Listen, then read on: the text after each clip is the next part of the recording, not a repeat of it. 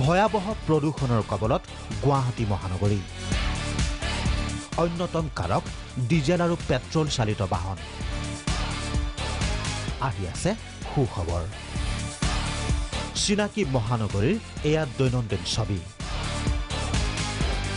তীব্ৰ যানজঁটে জৰুৰা কৰা মহানগৰীত মানুহতকৈ যেন গাড়ীৰ সংখ্যা বেছি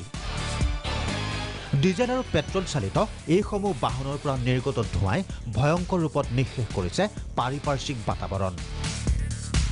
এনে সন্ধিক্ষণত অসম ৰাজ্যিক পৰিবহণ নিগমে ফেম ইণ্ডিয়া আঁচনিৰ অধীনত মুকলি কৰিব খুজিছে ইলেক্ট্ৰিক বাছ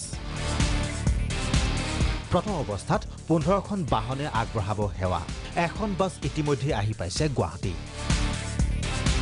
6খন বাছ সম্প্ৰতি কাৰাখানাৰ পৰা গুৱাহাটী অভিমুখী সকলো ঠিকে থাকিলে 22 জুনৰ পৰা অম্বুবাচী মেলাত সেৱা আগবঢ়াব বিদ্যুৎ চালিত বাছে 15খন বাছ ইতিমধ্যে আমি অৰ্ডাৰ কৰিছোঁ আৰু এখন বাছ আহি পাইছে আৰু বাকি 6খন বাছ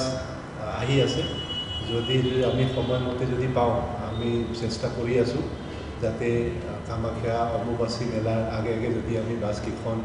যদি ৰাইজৰ সেৱাত যদি উৎসৰ্গা কৰিব পাৰোঁ এইসমূহ ইলেক্ট্ৰিক বেটাৰী চালিত বাহন এবাৰ চাৰ্জত লগালে সেৱা আগবঢ়োৱাৰ ক্ষমতা থাকিব 180 ঘণ্টা একোখন বাছৰ মূল্য 1 কোটি টকা এএছটিচিৰ অধ্যক্ষ অশোক কুমাৰ ভট্টৰায়ে প্ৰাগ নিউজক জনালে উজনিৰ 6 জিলাত চিএনজি চালিত বাহনৰ অচিৰেই আৰম্ভ কৰাৰ কথা যোৰহাট ডিব্ৰুগড় তিনিচুকীয়া শিৱসাগৰ চৰাইদেউ গোলাঘাটত চলিব চিএনজি চালিত বাহন 6খন জিলাৰ পাইছে গতিকে এই 6খন জিলাতে আমি প্ৰথমতে কৰাৰ কাৰণে আমি চেষ্টা কৰি আছোঁ 6খন জিলা হৈছে ডিব্ৰুগড় তিনিচুকীয়া সোণাৰী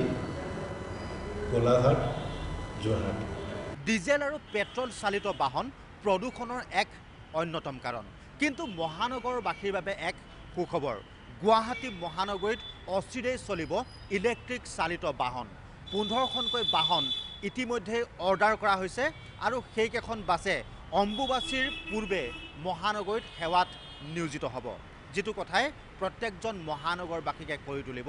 আনন্দিত ভিডিঅ' জাৰ্নেলিষ্ট সৌৰভ দেৰ সৈতে হেমন্ত বেশ প্ৰাগ নিউজ গুৱাহাটী